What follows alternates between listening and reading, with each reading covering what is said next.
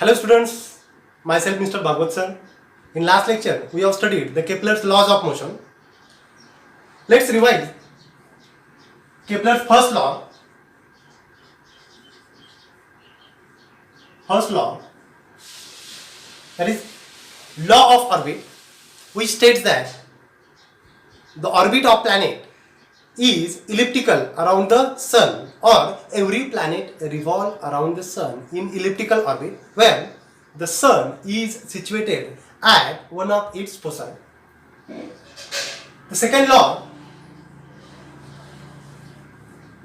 Kepler's second law, which is called as law of equal area. According to this law, the line joining from sun to the planet covers equal area in equal interval of time. And the Kepler's third law,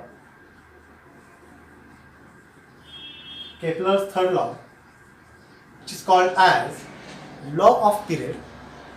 According to this law, the square of period of revolution is directly proportional to the cube of mean distance of planet from the sun. Therefore, we can write T square is directly proportional to the R cube. Now, we have to remove this proportionality constant. Therefore, we have to multiply it by some constant term on right hand side. Therefore, T square is equal to constant multiplied by R cube, or therefore T square divided by R cube is equal to constant. Now, if we take the reciprocal of any constant term, then we will get the constant term. Therefore, by taking reciprocal, we can write R cube divided by T square is equal to constant. We have to use this equation in next topic. Now, our next topic is Newton's universal law of gravitation. Newton's universal law of gravitation.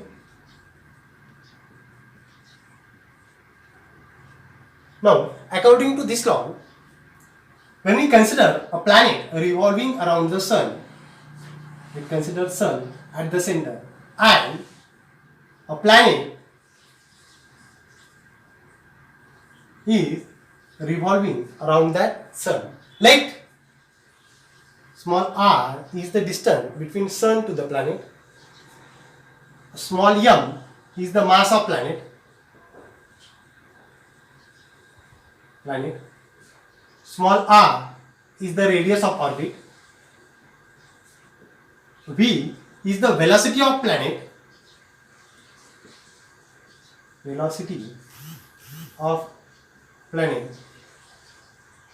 Now, when this planet revolves around the sun, it revolves in circular orbit or in elliptical orbit. Now, for this, it required a centripetal force, FCP, which bound that planet to the sun. Now, Newton's universal law of gravitation gives the relation between this centripetal force and the distance between sun and the planet. According to this law, the statement of Newton's universal law of gravitation is the centripetal force between sun and planet is inversely proportional to the square of the mean distance of planet from the sun. According to this, we can write the centripetal force FCP, centripetal force between planet and sun, is inversely proportional to the 1 upon r square, square of the mean distance of planet from the sun. We have to prove this Newton's universal law of gravitation. Now, for that, let's consider the centripetal force between planet and sun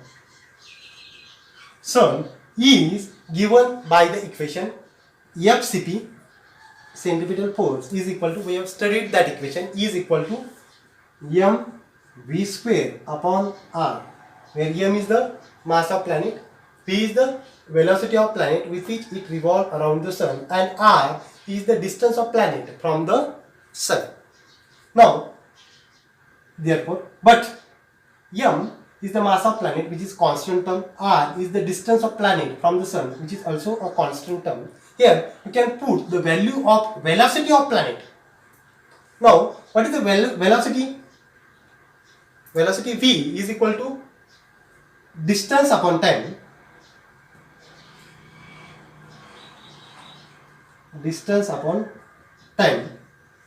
Now, when this planet completes one revolution around the sun, it covers a distance which is equal to circumference of this orbit.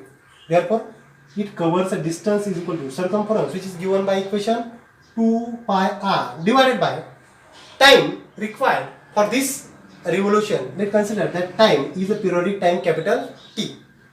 We can put this value v is equal to 2 pi r divided by t in this equation. Therefore, FCP is equal to m into v square, since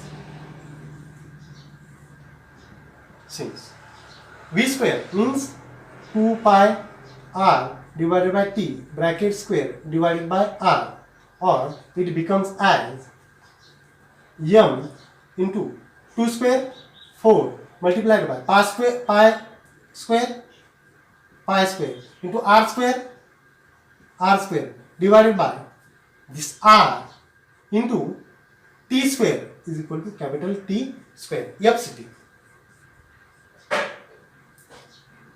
Or this can be written as m into 4 pi square as it is. Now multiply and divide by r, small r. Here we have to multiply and divide to the numerator and denominator by small r. Therefore, r square multiplied by small r divided by this r into t square multiplied by small r. Here we have multiplied by small r to the numerator and denominator.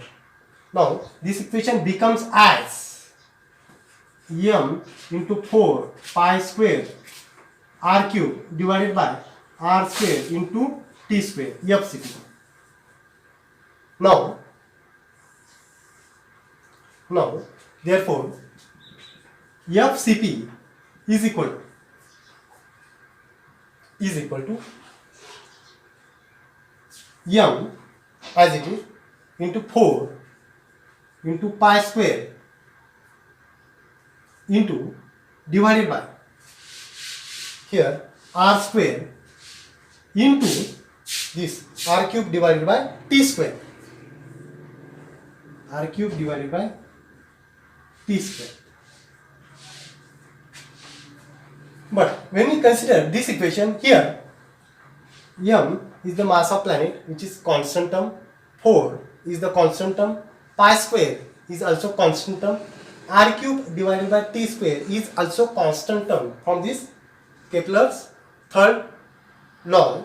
Therefore, all these are constant term. M 4 pi square r cube divided by t square are constant term. Therefore, we can write FCP is directly or is inversely proportional to 1 upon r square. This is the proof universal law of gravitation, that is the centripetal force between the sun and planet is inversely proportional to the square of the distance between sun and planet. FCP is inversely proportional to the 1 upon r square.